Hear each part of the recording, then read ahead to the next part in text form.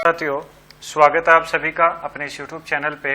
जैसा कि आपको पता है, लाइब्रेरी की कक्षाएं अपनी चल रही थी, उसी कड़ी में आज एक नया टॉपिक लेके हम आपके सामने हाजिर हुए हैं। टॉपिक का नाम है DDC, Dewey decimal classification, Hindi में जिसको बोला जाता है दशमलव वर्गीकरण पद्धति।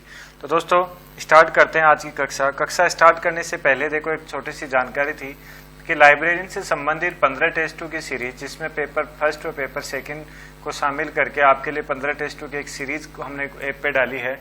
आप चाहो तो उसको परचेज कर सकते हैं, जिसकी फीस रहेगी मात्र 199 रुपये। मात्र 199 रुपये में आपको ये टेस्ट सीरीज आप खरीद कर सकते हैं। इसमें आपको दोनों पेपर से संबंधित 100 क्वेश्चन 15 टेस्ट में 1500 क्वेश्चन दोनों पेपरों के आपको मिलेंगे, जो परीक्षा के लिहाज से काफी आपके लिए सहायक हो सकते हैं। तो दोस्तों, शुरू करते हैं आज की कक्षा। सबसे पहले बात आती है कि डीडीसी का पूरा नाम आपको पता होना चाहिए, डेवी डेसिमल क्लासिफिकेशन, हिंदी में जिसको बोला जाता है दशमलव वर्गीकरण पद्धति। यह एक प्रमुख पुस्तकालय वर्गीकरण पद्धति है। मतलब क्या है ये? पुस्तकालय वर्गीकरण की एक पद्धति है। दुनिया की पहली मानक वर्गीकरण पद्धति भी कौन सी है? डीडीसी है। इसका विकास किसने किया? मेलविल डेवी द्वारा इसका विकास किया गया। अब देखो, मेलविल डेवी द्वारा इसका विकास किया गया, लेकिन मेलविल डेवी का भी पूरा नाम क्या था? Melvil Louis Kossuth Dewey. ये भी क्वेश्चन बनता है, अपन को पता होना चाहिए। देखो, सबसे पहली बात की प्रमुख पुस्तकालय वर्गीकरण पद्धति है, पहली दुनिया की पहली मानक वर्गीकरण पद्धति भी इसे कहा जाता है, और मेलविल डेवी द्वारा इसका विकास किया गया और इसका पूरा नाम था मेलविल लुइस कोसुत ड्यूई। यह पद्धति टी हेरिस की वर्गीकरण पद्धति पर आधारित थी। देखिए, टी हेरिस जो एक दार्शनिक थे, उनकी वर्गीकरण पद्धति पे ही यह डीडीसी आधारित थी। और जो हेरिस की वर्गीकरण पद्धति थी वो फ्रांसिस बेकन के वर्गीकरण के दर्शन पर आधारित थी। देखो वापस देखिएगा, डीडीसी टी हेरिस की वर्गीकरण पद्धति पर आधारित थी, और हेरिस की जो वर्गीकरण पद्धति थी वो फ्रांसिस बेकन के वर्गीकरण के दर्शन पर आधारित थी। आगे देखो, मेलविल डेवी को आधुनिक पुस्तकालय वर्गीकरण का पिता भी कहा जाता है। बिल्कुल साहब, ये ध्यान होना चाहिए आपको कि मेलविल डेवी को आधुनिक पुस्तकालय वर्गीकरण का पिता भी कहा जाता है। जैसा कि अपन ने पहले भी एक इंपॉर्टेंट तथ्य लिए थे, उनमें भी इस क्वेश्चन को शामिल किया था। अब देखो, मेन चीज यहीं से स्टार्ट होती है कि डीडीसी को 1876 में प्रथम बार प्रकाशित किया गया। तो डीडीसी को पहली बार कब प्रकाशित किया? 1876 में किया गया था। लेकिन देखो, इसका विकास 1873 में हो गया था, प्रकाशित इसको 1876 में किया गया था। और अभी तक डीडीसी के 23वां संस्करण प्रकाशित हो चुका, और 23वां संस्करण 2011 में प्रकाशित हुआ था, ये अपन को पता होना चाहिए। और वर्तमान में डीडीसी का प्रकाशन OCLC द्वारा किया जा रहा है। किसके द्वारा किया जा रहा है? OCLC द्वारा किया जा रहा है। और वर्तमान प्रधान संपादक है इसके माइकल पेयर, ये इसका संपादक का नाम हो गया। और डीडीसी का विकास मेलविल डेवी के द्वारा 1873 में किया गया था, तथा 1876 में इसे प्रथम बार प्रकाशित किया गया था। वापस देख लीजिए, आधुनिक पुस्तकालय वर्गीकरण का पिता मेलविल डेवी को कहा जाता है। डीडीसी का प्रथम प्रकाशन 1876 में किया गया, 23वां संस्करण 2011 में प्रकाशित हुआ। OCLC द्वारा इसका प्रकाशन किया जाता है, ये इसके प्रधान संपादक का नाम हो गया। और देखो, डीडीसी का विकास मेलविल डेवी के द्वारा 1876 में किया गया और प्रकाशित इसे 1876 में किया गया। मतलब विकास 73 में हो गया था, लेकिन प्रथम बार प्रकाशित 1876 में इसको किया गया। आगे देखिए, डीडीसी का पहला इलेक्ट्रॉनिक संस्करण जो CD रोम के रूप में था, वो 1993 में प्रकाशित हुआ था। बिल्कुल साहब, CD रोम जो था वो डीडीसी का, वो 1993 में प्रकाशित हुआ। डीडीसी में संपूर्ण जगत को विभाजित करने के लिए 10 विभाजन, मतलब कौन सी विधि का प्रयोग किया गया? 10 विभाजन की पद्धति का ज्ञान जगत को विभाजित करने के लिए प्रयोग किया गया है। अब देखो, बात होती है इसके संस्करणों की। सबसे पहले अपन बात करते हैं डीडीसी का प्रथम संस्करण 1876 में हुआ। पृष्ठों की संख्या 44 थी। देखो, मूल रूप से पृष्ठों की संख्या 42 थी, जो अभी अपन आगे पढ़ेंगे। अब देखो, सबसे पहले नाम इसका क्या है? एक classification and subject index for cataloguing and arranging the books and pamphlets of a library. ये क्या था? इसका नाम था जो फर्स्ट संस्करण था उसका। उसमें क्या थी? देखो, 12 पृष्ठों की तो भूमिका थी, 12 पृष्ठों की अनुसूची और 18 पृष्ठों की अनुक्रमणिका। तो देखो, 8 मतलब 8 10 2 12 मतलब 42 ये हुई। बल्कि अपन ने बात की 44, ये तो था मूल रूप से, लेकिन बाद में देखो भूमिका के अंदर +2 और कर दिए गए। भूमिका के अंदर +2 और कर दिए गए, तो इस तरीके से फिर ये कितने हो गए? 44 हो गए। देखो आगे देखते हैं। डीडीसी के प्रथम संस्करण में प्रारंभ में 42 पृष्ठ थे, बाद में भूमिका में 2 पृष्ठ और जोड़ दिए गए, तो 42 + 2 बराबर कितने हो गए भाई? 44 हो गए। अब देखो डीडीसी के प्रथम संस्करण में 1000 विषय थे जो 00, 000 से 999 तक विभाजित किए गए थे। 1000 विषय थे जो 000 मतलब 000 से 999 तक विभाजित किए गए थे, ये अपन को पता होना चाहिए। अब देखो प्रथम संस्करण में शेड्यूल के साथ साथ किसका प्रयोग किया गया भाई?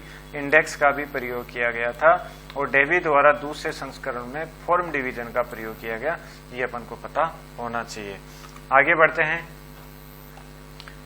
डीडीसी के 13वें संस्करण का प्रकाशन पॉकेट संस्करण के रूप में हुआ भाई, ये भी पता होना चाहिए। कौन से संस्करण का प्रकाशन? पॉकेट संस्करण के रूप में हुआ। तो 13वें जो संस्करण था उसका प्रकाशन पॉकेट संस्करण के रूप में हुआ, और 13वें संस्करण में फॉर्म डिवीजन का नाम बदलकर कॉमन सब डिवीजन कर दिया गया था।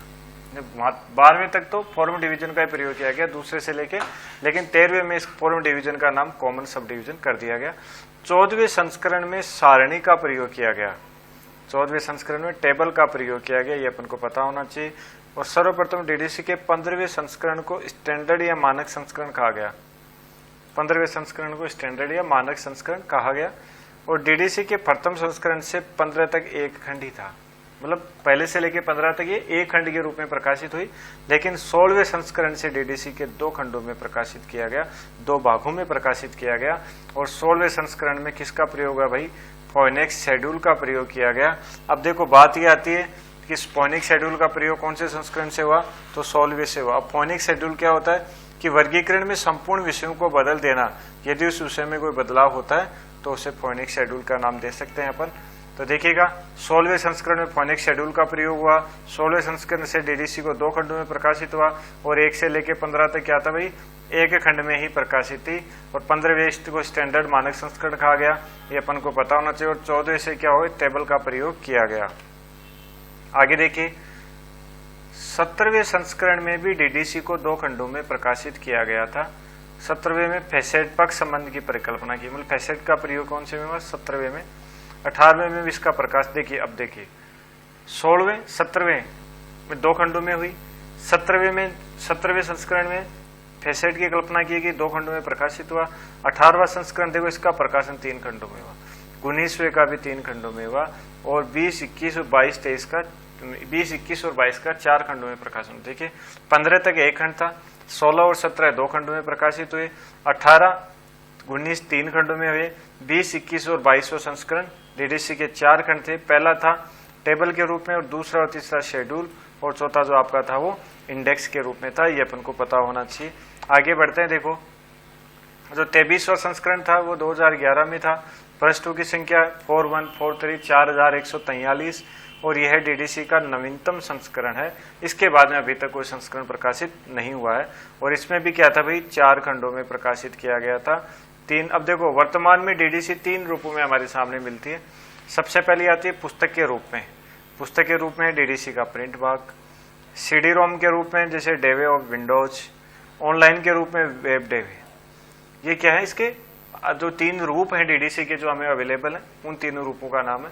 और 1988 से डीडीसी का कॉपीराइट OCLC के पास में है। 1988 से पहले दूसरी संस्था के पास में था। अब आगे देखो अपन विस्तार से पढ़ते हैं डीडीसी की विशेषताएं, कि आखिर इस वर्गीकरण पद्धति जो दशमलव वर्गीकरण पद्धति है उसकी विशेषताएं क्या है। तो सबसे पहले पहली है सार्वभौमिक वर्गीकरण प्रणाली। देखो डीडीसी में सार्वभौमिक वर्गीकरण प्रणाली है जिसका उपयोग विश्व के लगभग समस्त देशों में पुस्तकालय वर्गीकरण के लिए किया जाता है। मतलब एक यूनिवर्सल तरीके की ये वर्गीकरण पद्धति बन चुकी है, सार्वभौमिक वर्गीकरण पद्धति है, क्योंकि विश्व के समस्त देशों में इसका प्रयोग किया जा रहा है। फिर है परिगणनात्मक प्रणाली या लगभग परिगणनात्मक प्रणाली। तो देखो डीडीसी एक तरीके से लगभग परिगणनात्मक पद्धति होती है। अब देखो क्यों है इसमें। डीडीसी में सभी प्रचलित विषयों के रेडीमेड अंकन व वर्ग संख्या के निर्माण के लिए शेड्यूल प्रदान किए गए। मतलब इसमें रेडीमेड का अंकन आपको मिलता है। इसमें भूत व भविष्य और वर्तमान को ध्यान में रखते हुए सामान्य एकलों की सामान्य अनुसूचियों को क्या किया जाता है भाई? स्थान दिया जाता है। तो इस वजह से ये लगभग परिगणनात्मक पद्धति है। नेक्स्ट है शुद्ध अंकन। जैसा कि अपन पहले पढ़ लिया था, शुद्ध अंकन मतलब इसमें शुद्ध अंकन का प्रावधान है। इंडो अरेबिक नंबर 0 से 9 का उपयोग अंकन के लिए किया जाता है। फिर आता है दशमलव अंकन। डीडीसी में केवल एक प्रकार के नोटेशन चिन्ह को स्वीकार किया गया। ज्ञान जगत के डिवीजन को सब डिवीजन में बांटने के लिए तथा आंखों को आराम और वाणी को विराम देने के लिए दशमलव का प्रयोग किया गया है और दशमलव को एक चिन्ह के रूप में क्या किया जाता है भाई, प्रयोग किया गया है डीडीसी के अंदर। तो ये दशमलव अंकन की एक इसकी क्या होगी, विशेषता होगी। फिर आती है संबंधित लोकेशन, जिसको रिलेटिव लोकेशन भी बोला जाता है। डीडीसी में फिक्स्ड लोकेशन के स्थान पर रिलेटिव लोकेशन का प्रावधान किया गया, ये आपको पता होना चाहिए। फिर आगे बढ़ते हैं निमोनिक्स, स्मृति सहायक जिसको कहते हैं, यादाश्त के लिए जिनको डिसाइड किया जाता है। और डीडीसी में स्मृति सहायक की विशेषता पाई जाती है, इसके लिए इसमें विभिन्न प्रकार की टेबल का प्रयोग किया गया है। निमोनिक्स का प्रयोग भी डीडीसी में हुआ है, ये भी एक इसकी विशेषता है। फिर आगे है सामान्य एकलों का उपयोग। सामान्य एकलों का प्रयोग डीडीसी के द्वितीय संस्करण में स्वरूप विभाजन के नाम से किया गया। फिर मुख्य भागों में विभाजन, डीडीसी में ज्ञान जगत को 10 भागों में विभाजित किया जाता है, मतलब 10 विभाजन की पद्धति को इसमें इस्तेमाल मतलब अपनाया गया है। नेक्स्ट है देखो सरल पद्धति है। डीडीसी एक सरल पद्धति है क्योंकि अंकन नियमों के द्वारा बनाए जाने के कारण सरल होते हैं। डीडीसी में जो अंकन है वो नियमों के द्वारा बनाया जाता है, इस वजह से क्या होता है, सरल होता है। फिर आगे देखो फोनिक शेड्यूल। अब यहाँ बात करते हैं कि आखिर फोनिक शेड्यूल क्या होता है। तो डीडीसी में यदि कोई विषय आउट ऑफ डेट हो जाता है तो उसे अप टू डेट न करके पूरे के पूरे संस्करण को नए सिरे से प्रकाशित किया जाता है, अर्थात आंशिक परिवर्तन न करके पूरे विषय को ही बदल दिया जाता है। यही फोनिक शेड्यूल में होता है। क्या होता है इसमें कि पूरे मतलब आंशिक परिवर्तन नहीं किया जाता, पूरे के पूरे विषय को बदल दिया जाता है। अप टू डेट करने की बजाय पूरे को ही नए सिरे से प्रकाशित किया जाता है। अब डीडीसी में देखो पदानुक्रम अंकन का प्रयोग किया जाता है। डीडीसी में लगभग परिगणनात्मक पद्धति है, जबकि इसका पहला संस्करण परिगणनात्मक रूप में आया था। डीडीसी के 15वें संस्करण का प्रकाशन 2 बार किया गया। तो दोस्तों ये था डीडीसी से संबंधित अपनी आज की कक्षा। दोस्तों लाइब्रेरी में ग्रेड 3 के लिए फिर 15 टेस्टों की टेस्ट सीरीज संपूर्ण पाठ्यक्रम पर आधारित है, मात्र 199 रुपये में ऐप में उपलब्ध है। ऐप का नाम आपके सामने स्क्रीन पे डिस्प्ले हो रहा है, नोबल इंस्टीट्यूट सीखकर आप गूगल प्ले स्टोर पे जाके इसको डाउनलोड कर सकते हैं या वीडियो के डिस्क्रिप्शन में भी इसका लिंक आपको मिल जाएगा। तो दोस्तों अगर अभी तक आपने चैनल को सब्सक्राइब नहीं किया तो प्लीज चैनल को सब्सक्राइब कीजिए। वीडियो पसंद आता है तो लाइक और शेयर करना बिल्कुल भी ना भूलें। तो दोस्तों मिलते हैं अगली कक्षा में, तब तक के लिए नमस्कार, जय हिंद, जय भारत।